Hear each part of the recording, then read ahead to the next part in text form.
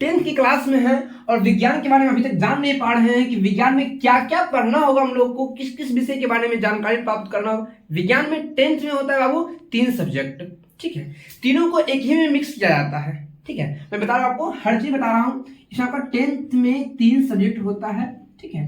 एक होता है फिजिक्स, तीनों को समझिएगा। फिजिक्स जिसे हम कहते हैं भौतिक विज्ञान, केमिस्ट्री जिसे हम कहते हैं रसायन विज्ञान, और बायोलॉजी जिसे हम कहते हैं जीव विज्ञान, ठीक है। तो इन तीनों सब्जेक्ट में क्या होता है कि विज्ञान के एग्जाम में, ठीक है, तीनों सब्जेक्ट को मिलाकर के ही एग्जाम लिया जाता है। तीनों विषय एक ही दिन के एग्जाम में तीनों विषय ही आपके पास आ जाएंगे। क्लियर है?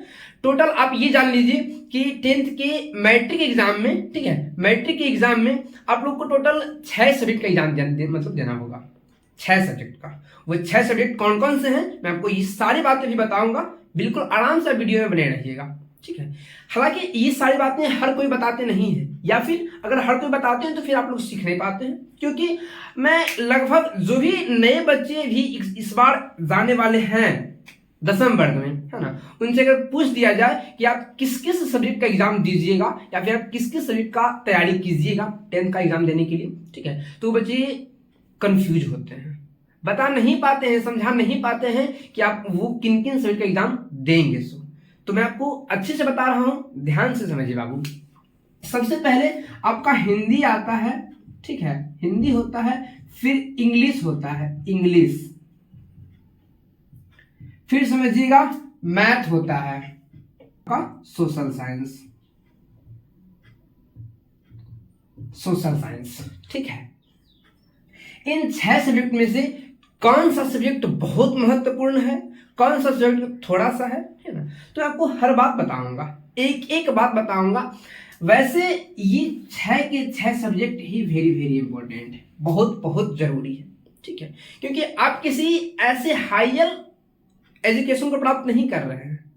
इस बात को आपको समझना होगा। जब यहां से सीनियर हो जाइएगा, 12th में जाइएगा, जब उससे आगे जाइएगा तो आपको किसी एक सब्जेक्ट को लेकर के पढ़ाई करना होगा, ठीक है। तो खैर यहां से आगे भी जाते हैं तो थोड़ा सा आपका ये जो है सो चेंज हो जाएगा, ठीक है। आपको 6 के 6 वहां पूरे नहीं पढ़ना होता है ना। 10th के आगे 6 का 6 नहीं होता है करने का, क्लियर है ना। लेकिन 10th में अभी तक आप हैं तो आपको 6 का 6 क्लियर करना पड़ेगा, हिंदी भी, इंग्लिश भी, मैथ भी, संस्कृत भी, साइंस भी और सोशल साइंस भी। इसमें आपका जो ये जो है हिंदी है वेरी वेरी इंपॉर्टेंट, मैथ भी है वेरी वेरी इंपॉर्टेंट, संस्कृत भी वेरी वेरी इंपॉर्टेंट, साइंस भी इंपॉर्टेंट और सोशल साइंस भी इंपॉर्टेंट है।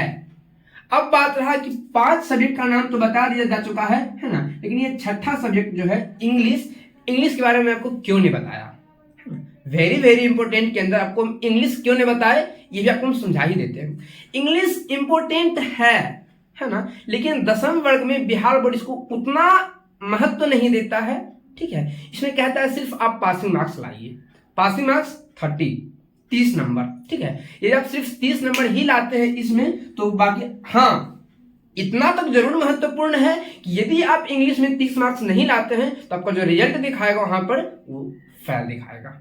इसको आप अच्छे से ध्यान दे लीजिए। इसलिए अगर बिहार बोर्ड में भी हैं और आपको इंग्लिश से वंचित किया जा रहा है, इंग्लिश पढ़ाया नहीं जा रहा है या फिर आपको इंग्लिश पढ़ने में मन नहीं लग रहा है तो फिर ये गलत है और आप बिहार बोर्ड में फेल हो सकते हैं।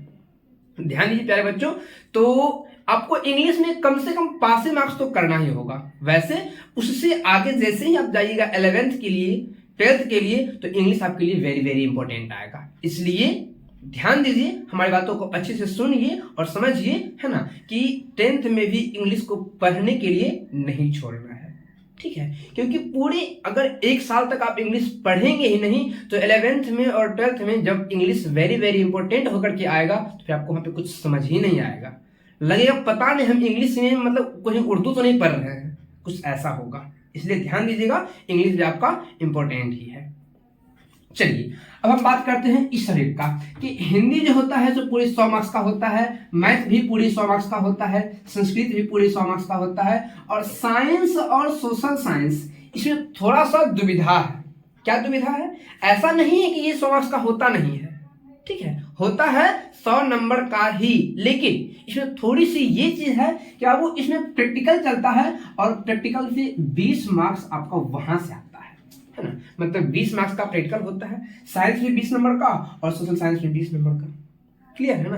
तो आपका यहाँ से 20 नंबर का प्रैक्टिकल वहां से आपका आ जाता है, बाकी अदर में से किसी भी में भी प्रैक्टिकल नहीं होता है। तो मैं बता दूं, देखिएगा टोटल 500 नंबर होते हैं, ठीक है, मैट्रिक एग्जाम में टोटल 500 नंबर होते हैं। 500 में से क्या चाहिए वो कि हिंदी से 100 नंबर जुड़ता है, मैथ से 100 नंबर, संस्कृत से 100 नंबर, साइंस से 100 और सोशल साइंस से 100 जुड़ते हैं। तो 1 2 3 4 500 तो हो गया है ना। और हम एग्जाम देते हैं 6 सब्जेक्ट का, तो 600 का होना चाहिए, लेकिन इंग्लिश का मार्क्स जुड़ता नहीं है, ठीक है, ध्यान लीजिएगा, इंग्लिश का मार्क्स जुड़ता नहीं है, इसलिए इंग्लिश वहां पे सिर्फ इंपॉर्टेंट है पासिंग के लिए, पासिंग मार्क्स के लिए। ठीक, चलिए अब हम बढ़ते हैं आगे, और आपको हम ये समझाने के अभी आया था बाबू कि हाँ, एक बात थोड़ा सा यहाँ ध्यान देने बाबू, ये जो साइंस है और ये जो सोशल साइंस है, इसमें कैसे क्या करना होगा, साइंस और सोशल साइंस में कैसे क्या करना होगा, मैं आपको हर बात बताऊंगा, एक एक बात समझाऊंगा। अभी मैथ्स शुरू हो चुका है, साइंस शुरू कर रहा हूं, ठीक है। आपको हिंदी, मैथ, संस्कृत भी यहीं इसी चैनल पे बताया जाएगा, इसी चैनल पे पढ़ाया जाएगा, बहुत ही सुंदर तरीके से, बहुत ही अच्छे तरीके से। हाँ, और एक बात, विशेष बात यह है कि वो भी पढ़ाने के लिए शिक्षक मैं ही रहूंगा, है ना। तो ये क्लियर है कि जितना बेहतर तरीके से मैं आपको इन सारी बातों को बता पा रहा हूं, जितने अच्छे से मैं आपको मैथ पढ़ा रहा हूं, उससे ही अधिक अच्छे से मैं आपको हिंदी, संस्कृत और मैथ से मतलब पढ़ाऊंगा। ध्यान रखिएगा, सिर्फ एक वीडियो को आप अपने हिसाब से, अपने अनुसार एकदम शांति मूड में जरूर देखिएगा, सिर्फ एक वीडियो। हमारी रिक्वेस्ट आपसे होगी कि आप सिर्फ एक वीडियो को जरूर देखिएगा। पहला वीडियो जो भी होगा, है ना, आपके चैनल पे, आपके स्क्रीन पे जो भी पहला वीडियो आएगा, उस वीडियो को आप अच्छे से ध्यान से देखिएगा, है ना। और अगर उसके बाद यदि आपको उस वीडियो में कुछ भी समझ नहीं आए, तो आगे से हमारे वीडियो को आते ही आप स्क्रॉल कर दीजिएगा, छोड़ दीजिएगा, नहीं देखिएगा, ठीक है। ये हमारे आपसे रिक्वेस्ट है कि आप एक वीडियो को अच्छे से देखिएगा। क्लियर? चलिए अब बात आती है वो क्या चीज की, साइंस में विज्ञान, है ना, साइंस में कौन कौन सा होता है, फिजिक्स होता है, केमिस्ट्री होता है और बायोलॉजी होता है, समझ लीजिएगा। तो फिजिक्स कहते हैं भौतिकी को, केमिस्ट्री कहते हैं रसायन विज्ञान को और बायोलॉजी कहते हैं जीव विज्ञान को, ठीक है। तो आज आप लोग का जो ये शुरू हो रहा है, ये है भौतिकी, मतलब फिजिक्स, ठीक है। फिजिक्स के बारे में अब अभी शुरू कर रहा हूं, कैसे कैसे इसमें होने वाला है, सो मैं सब कुछ समझा देता हूं। यहाँ 100, ठीक है, तो 300 इधर हो गया, है ना। अब यहाँ पे जो होता है 100 मार्क्स में से, 100 मार्क्स में से बाबू इसमें 20 मार्क्स तो स्कूल खुद से देती है ना, इसमें मतलब प्रैक्टिकल करवाती है और प्रैक्टिकल होता है 20 नंबर का। तो आप जितने बेहतरीन तरीके से वहां पे शिक्षक से आपका जैसे साझा होगा, है ना, मतलब कि वहां पे आप जैसे अच्छे से अच्छे उनसे बर्ताव रखेंगे, आप उनको अच्छे से दिखा पाएंगे अपना प्रैक्टिकल बना करके, वो आपको उतने सुलभ तरीके से 20 में 20 मार्क्स दे सकेंगे। क्लियर है? यदि आपका कुछ गड़बड़ होगा तो फिर आपका वहां से नंबर काट सकते हैं, मतलब 20 नंबर का होता है, मैं आपको ये कहना चाह रहा हूं, ठीक है। बाकी बचे कितना नंबर, 80 नंबर। तो 80 नंबर में क्या करना है कि अभी आप इस चीज को भी अच्छे से जान लेंगे, यदि नहीं जान ले तो मैं आपको बता देता हूं कि टोटल 80 नंबर का एग्जाम साइंस और सोशल साइंस, है ना, साइंस भी होगा 80 मार्क्स और सोशल साइंस भी होगा 80 मार्क्स का। टोटल जो रिटन एग्जाम होगा वो होगा 80 मार्क्स का, 20 तो आपका प्रैक्टिकली चला गया। अब देखिएगा, ये 80 मार्क्स को भी आप बांट दीजिए 2 भाग में, ठीक है, 2 भाग आप इसको बांट सकते हैं। कौन कौन? पहला भाग होता है जो सिर्फ और सिर्फ ऑब्जेक्टिव होता है, दूसरा भाग जो होता है वो सिर्फ और सिर्फ सब्जेक्टिव होता है, ठीक है। ऑब्जेक्टिव और सब्जेक्टिव, ठीक है, किन्हीं किन्हीं को ये भी समझ में नहीं आ रहा ऑब्जेक्टिव क्या होता है, सब्जेक्टिव क्या होता है। ऑब्जेक्टिव मीन्स 1 नंबर का क्वेश्चन, क्लियर है, 1 नंबर वस्तुनिष्ठ प्रश्न, क्लियर है ना। यहाँ पे जो है सो वस्तुनिष्ठ प्रश्न, मतलब 1 मार्क्स का जो क्वेश्चन होता है वो होता है ऑब्जेक्टिव में। अब इससे अधिक 2 और 5 नंबर का और 3 नंबर का जो भी क्वेश्चन आएगा वो आएगा हुआ इधर। तो पूरी 80 क्वेश्चन दिया जाएगा और इस 80 प्रश्न के अंतर्गत आपको कोई भी 40 प्रश्न बनाना होगा, ठीक है। 80 प्रश्न में, ठीक है, ऑब्जेक्टिव में, मैं ऑब्जेक्टिव की बात कर रहा हूं, ऑब्जेक्टिव में टोटल 80 क्वेश्चंस होंगे। ये 80 क्वेश्चन में आपको कोई भी 40 क्वेश्चन को सॉल्व करना है ना। पूरे 80 में से जो भी 80 मतलब 40 क्वेश्चन आपको आते हैं, आप उसी क्वेश्चन को सॉल्व कीजिएगा और आपका वहां से ही 40 मार्क्स आएगा, ठीक है। बाकी बचे हुए 40 मार्क्स आपका हुआ सब्जेक्टिव से आने वाला है ना, बाकी बचे 40 मार्क्स आपका सब्जेक्टिव से आने वाला है। तो आज ये जो क्लास चल रहा है, ये बस सिर्फ एड्रेस है, किसके बारे में, हमारे बारे में नहीं, आपके बारे में नहीं, इस विषय वस्तु के बारे में कि किस प्रकार से हमें किस सब्जेक्ट पे फोकस करना है। So clear.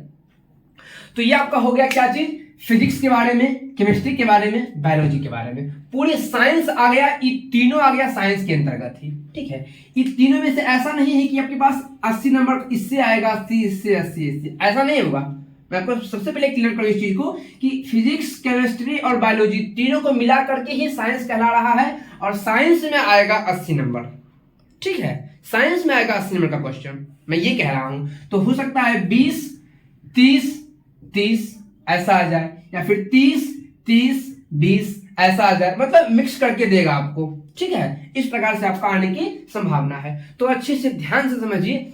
अब आपका यहां से आगे जो शुरू हो रहा है, ठीक है, यहां तक समझने के बाद यदि किसी तरह का कोई त्रुटि है किसी सब्जेक्ट के बारे में कि सर हमें इस सब्जेक्ट के बारे में आप अच्छे से बताइए, तो आपको बताया जाएगा अच्छे से। ठीक है, अब जो हम शुरू कर रहे हैं वो साइंस शुरू कर रहे हैं, लेक्चर शुरू स्टार्ट। तो देखिए बाबू, अब यहां से आप लोग का ये जो शुरुआत हो रहा है भौतिक के बारे में, भौतिक, ठीक है, भौतिक विज्ञान, फिजिक्स के बारे में। फिजिक्स किसे कहते हैं, भौतिक विज्ञान किसे कहते हैं, क्लियर, भौतिक विज्ञान। तो भौतिक विज्ञान किसे कहते हैं, इससे पहले आप ये जान पाए हैं कि विज्ञान किसे कहते हैं। हाँ, मैं आपको अभी जस्ट वीडियो शुरू करने से पहले ये सारी बातें बताया था, विज्ञान किसे कहते हैं। विज्ञान मतलब विशेष ज्ञान, किसी भी विषय वस्तु के बारे में जानकारी प्राप्त करने को ही विज्ञान कहते हैं। ठीक है, विज्ञान 3 प्रकार के हैं, फिजिक्स, केमिस्ट्री, बायोलॉजी, भौतिक विज्ञान, रसायन विज्ञान और जीव विज्ञान। तो आज आप लोगों को भौतिक विज्ञान के बारे में बताया जाएगा। भौतिक विज्ञान किसे कहते हैं, जानते हैं? भौतिक विज्ञान किसे कहते हैं? ब्रह्मांड के सूक्ष्म कणों से लेकर के विशाल विशाल वस्तुओं के बारे में जानकारी प्राप्त करने को ही भौतिक विज्ञान कहते हैं। ठीक है, भौतिक विज्ञान के अंतर्गत ही आप लोगों को विद्युत के बारे में बताया जाता है, ऊर्जा के बारे में बताया जाता है, ऊष्मा के बारे में बताया जाता है। ये सारी जानकारी जो है सो भौतिक विज्ञान के अंतर्गत ही आता है। ठीक, ये हो गया भौतिक विज्ञान के बारे में कुछ प्रदर्शन, कुछ बातें। ठीक है, अब आगे क्या चीज है कि भौतिक विज्ञान का जो जनक है ना, भौतिकी के जो जनक है वो कौन है? न्यूटन साहब। ठीक है, हम लोग भौतिक के जनक न्यूटन को कहते हैं। क्लियर? तो आपका वहां से अगर ऑब्जेक्टिव भी आता है कि भौतिक के जनक, भौतिक विज्ञान के जनक किसे कहते हैं, तो न्यूटन को कहते हैं। क्लियर है? अब हम आगे बढ़ते हैं और ये चीज देखते हैं बाबू, क्या चीज कि भौतिक विज्ञान में आपका सबसे पहला चैप्टर आता है प्रकाश का परावर्तन, रिफ्लेक्शन ऑफ लाइट। ठीक है, ध्यान दीजिएगा, भौतिक विज्ञान में आपका सबसे फर्स्ट चैप्टर ये आता है प्रकाश के बारे में, प्रकाश का परावर्तन। ठीक है, ये आपका चैप्टर का नाम है, reflection of light, chapter first. तो ध्यान दीजिएगा, कुछ बातें मैं आज आपको प्रकाश के बारे में समझाऊंगा, कुछ बातें प्रकाश के बारे में बतलाऊंगा। और ये शायद वीडियो लंबा हो रहा है तो मैं सिर्फ कुछ बातें ही बता पाऊंगा, इससे अधिक आपको नेक्स्ट वीडियो में बताया जाएगा। ध्यान देते हैं, पहले बात ये चीज है कि प्रकाश किसे कहते हैं, प्रकाश किसे कहते हैं। जो ही बच्चे किताब कॉपी के पास नहीं बैठे हुए, किताब कॉपी के साथ नहीं बैठे हुए हैं, तो प्लीज अपने अपने किताब कॉपी को साथ ले लें, ताकि जिस वक्त मैं लिखाऊंगा, जिस वक्त मैं बताऊंगा, तो आप लोग वीडियो को स्टॉप मतलब रोक करके और अपने कॉपी पे इसको सुंदर तरीके से लिख सकते हैं। ठीक है, वैसे पहले इस वीडियो को आप देख लीजिए ध्यान से। प्रकाश किसे कहते हैं? तो प्रकाश एक ऐसा कारक है जिसकी मदद से हम किसी भी वस्तु को देख पाते हैं। ठीक है, प्रकाश का यदि सिर्फ आपको समझाने का हो, आपसे कोई रास्ते चलने के दरमियान पूछ देते हैं कि प्रकाश किसे कहते हैं। ठीक है, तो प्रकाश एक ऐसी कारक है, एक ऐसी ऊर्जा है जिसकी सहायता से हम किसी वस्तु को देख पाते हैं। ठीक है, यदि आपको लिखना हो तो आप कॉपी निकाल के लिख सकते हैं कि प्रकाश ऊर्जा का वह रूप है। ठीक है, आप अपना कॉपी निकालिए, आप उसमें लिख सकते हैं क्या चीज कि प्रकाश ऊर्जा का वह रूप है जो हमारी आंखों को देखने की संवेदना देती है। ठीक है, प्रकाश ऊर्जा का वह रूप है जो हमारी आंखों को देखने की संवेदना प्रदान करती है, या फिर प्रकाश ऊर्जा का वह रूप है जिसकी सहायता से हम किसी वस्तु को देख पाते हैं। क्लियर है? जैसे कि प्रकाश यहां से निकल रहा है ना, बिजली का बल्ब, विद्युत बल्ब। ठीक है, तो विद्युत बल्ब से अगर प्रकाश निकल रहा है और प्रकाश निकलने के बाद जब यहां से टकराया है ना, और यहां से टकराने के बाद जब हमारे आंखों तक ये रोशनी पहुंचता है, तब हम इस वस्तु को देख पाते हैं। मतलब कि यह जो प्रक्रिया हो रही है, अब इसको समझिएगा ध्यान से, वहां से प्रकाश निकलने के बाद जो यहाँ पे प्रकाश आया है ना, और यहाँ पे टकराने के बाद जो किरण हमारे आंखों तक पहुंच पा रहा है, हम उसी प्रक्रिया से इस वस्तु को देख पा रहे हैं। यदि इससे प्रकाश उत्सर्जित नहीं हो रहा, यदि इससे प्रकाश निकल नहीं रहा है और ये हमें दिखाई दे रहा है, इसका मतलब ये है कि कहीं ना कहीं से प्रकाश आया है और इससे टकराने के बाद हमारी आंखों तक पहुंच पाया है। ठीक है, तो हम इसी को बता सकते हैं बाबू क्या चीज कि प्रकाश ऊर्जा का वह रूप है जिसकी सहायता से हम किसी वस्तु को देख पाते हैं। अब प्रकाश का कुछ महत्वपूर्ण बातें हैं जो कि ऑब्जेक्टिव में बहुत ही जरूरी है। ठीक है, सबसे पहली बात है कि प्रकाश एक ऊर्जा है। ठीक है, प्रकाश एक ऊर्जा है। दूसरी बात है, ध्यान से अगर लिख रहे हैं तो लिखते चलिएगा, प्रकाश एक ऊर्जा है, हो गया। दूसरी बात है क्या है कि प्रकाश हमेशा ही सीधी रेखा में गमन करती है, हमेशा से सीधी रेखा में। ठीक है, एक सीधा रेखा में गमन करती है, ऐसा नहीं कि प्रकाश ऐसे गया फिर ऐसे जाएगा, फिर ऐसे फिर ऐसे फिर ऐसा कुछ भी नहीं है। ठीक है, प्रकाश हमेशा एक सीधी रेखा में गमन करती है।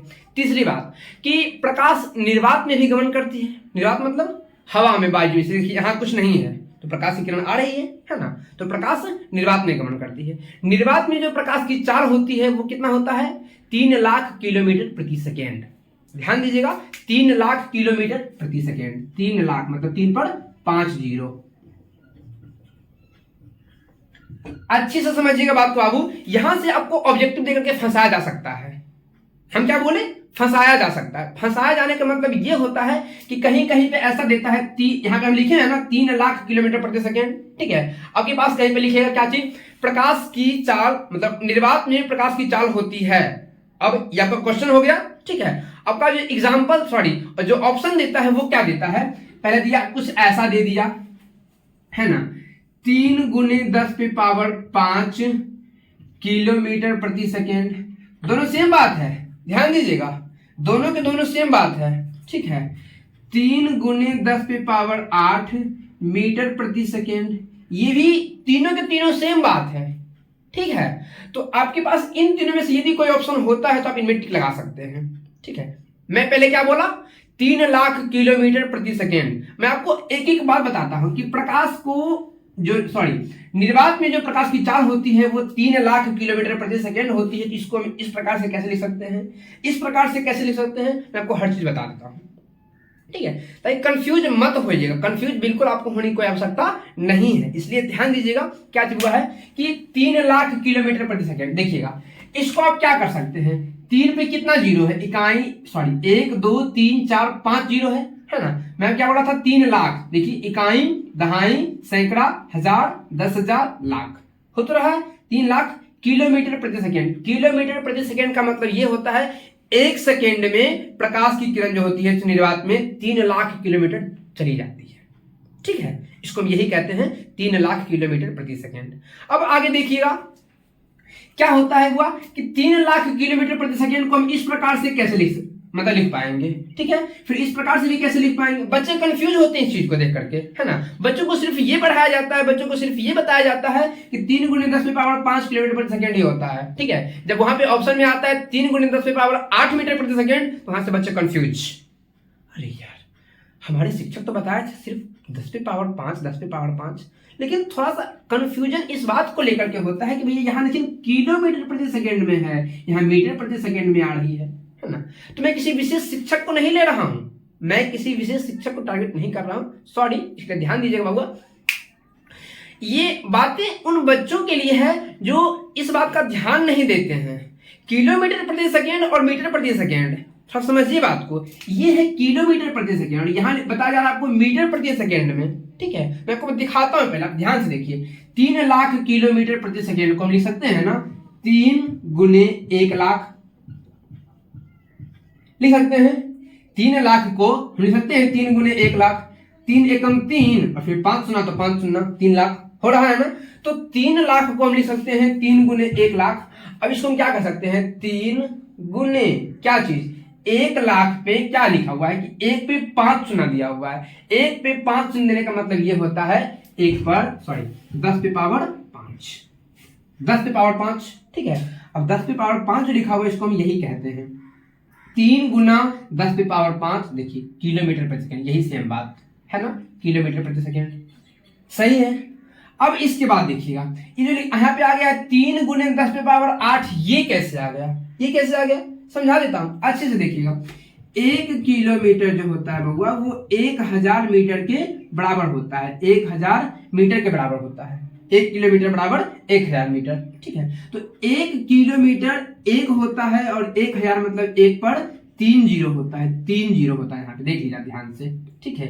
1 2 3, इकाई दहाई सैकड़ा हजार, ठीक है। तो 1 के बदले 1 पर 3 जीरो है ना, ये किलोमीटर में है और ये वाला मीटर में है। तो अगर यहाँ पे किलोमीटर में हो रहा है 5 जीरो, तो अब इसको मीटर में कन्वर्ट करने के लिए 3 जीरो और बढ़ाना होगा हमको, ठीक है। 1 किलोमीटर है तो 1 पर 3 जीरो बढ़ रहा है, तो क्या हो रहा है, मीटर के बराबर हो रहा है ना, ध्यान से समझिए आपको। 1 किलोमीटर मतलब 1 पर 3 जीरो मीटर के बराबर, क्लियर है। उसी प्रकार से अब इतना किलोमीटर है, तो इसको अगर हम मीटर में कन्वर्ट करना चाहते हैं तो इस पर 3 जीरो बढ़ा देंगे, हो जाएगा मीटर में कन्वर्ट, ठीक है। तो अगर हम इस पर 3 जीरो बढ़ा देते हैं, इसका मतलब ये ना हो जाएगा कि 3 पर कितना 8 शून्य, तो 1 2 3 4 5 6 7 8 जीरो है ना। अब जो 8 जीरो हो गया है इसको हम लिख सकते हैं इस प्रकार से, 3 गुने 1 पर 8 जीरो, 1 2 3 4 5 6 7 8 जीरो है ना। अब इस प्रकार को ही, इसी को तो हम लिखते हैं इस प्रकार से, 3 गुने 10 पे पावर 8, और ये मीटर में कन्वर्ट हो चुका है तो मीटर, और प्रति सेकेंड था तो प्रति सेकेंड, ठीक है। तो आप इस चीज को कंफ्यूज मत कीजिएगा, है ना। ये सारी बातें होंगी अभी प्रकाश के बारे में। अब क्या होता है कि कुछ बातें हैं प्रकाश स्रोत के बारे में, कुछ बातें हैं प्रकाश स्रोत के बारे में। प्रकाश स्रोत, सोर्सेस ऑफ लाइट, समझिए बात को, सोर्सेस ऑफ लाइट मतलब कि प्रकाश स्रोत, आप शब्द से, शब्द की समूह से इस बात को समझ पाते होंगे। प्रकाश स्रोत, जहां से, जिस स्थान से, जिस माध्यम से, जिस वस्तु से प्रकाश निकलता है, ठीक है, उसे कहते हैं प्रकाश स्रोत।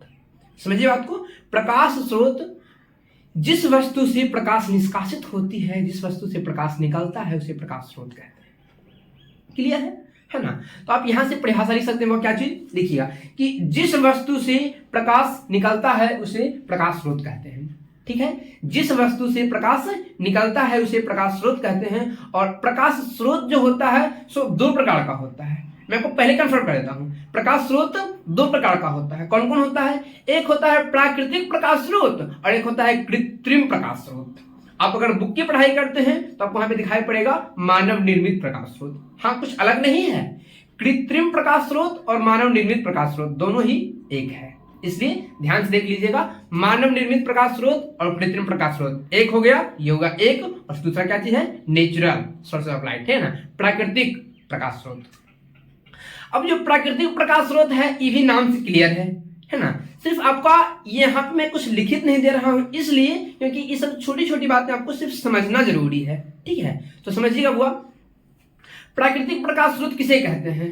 तो वैसी वस्तुएं या फिर वैसी माध्यम जो प्राकृतिक रूप से बनाई गई है, जिनसे प्रकाश निकलती है ना, उसे कहते हैं प्राकृतिक प्रकाश स्रोत। यदि आप लिखना चाहते हैं तो अपना कॉपी निकालिए और फटाक से आप लिख डालिए कि प्रकाश स्रोत मतलब वे वस्तुएं जो बिना किसी मानवीय हस्तक्षेप के स्वयं प्रकाश उत्पन्न करती है, ठीक है।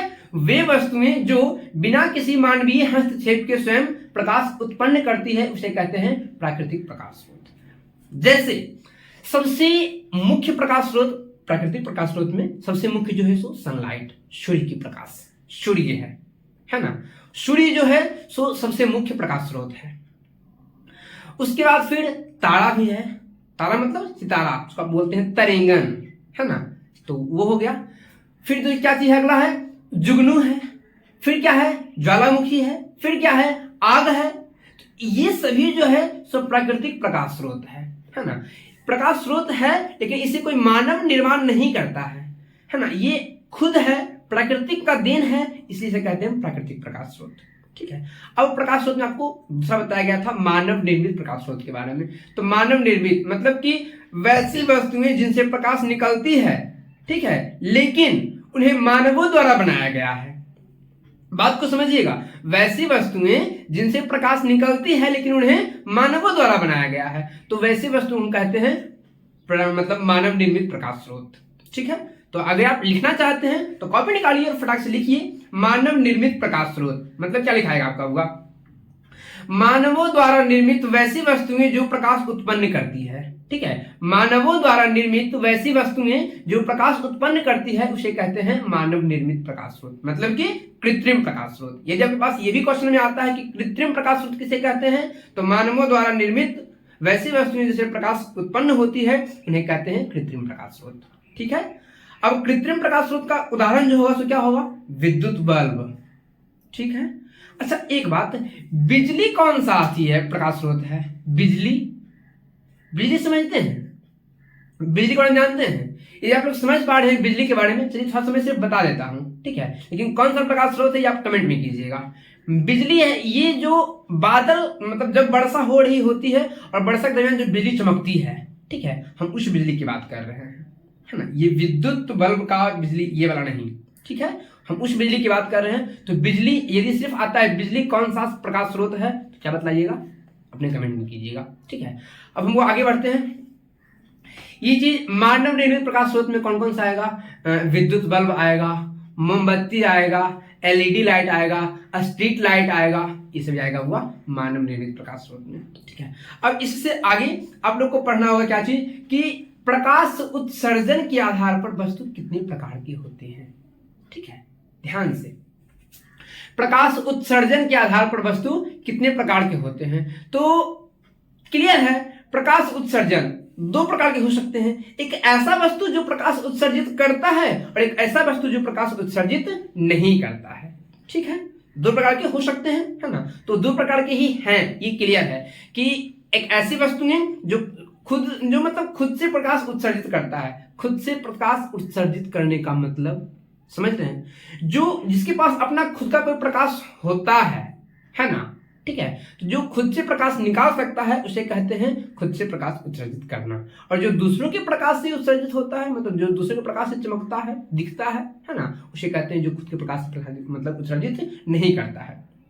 तो ध्यान दीजिएगा बुआ, ये सारी बातें आपको कल की नेक्स्ट वीडियो में बताया जाएगा। ठीक है, और अभी तक आपको जो भी बातें बताई गई है इसमें से किसी भी सब्जेक्ट के बारे में, किसी भी विषय के बारे में, किसी भी टॉपिक के बारे में कुछ भी तनिक प्रॉब्लम आई है, कुछ भी थोड़ी सी दिक्कत आई है तो प्लीज कमेंट कीजिएगा, आपको दोबारा से उस वीडियो पे स्पेशल ढंग से वीडियो बना करके दिया जाएगा। ठीक है, और यदि आप अच्छे से समझ गए हैं तो अपने भाई और दोस्तों को भी समझने के लिए उनके पास शेयर कर दीजिए। ठीक है, धन्यवाद।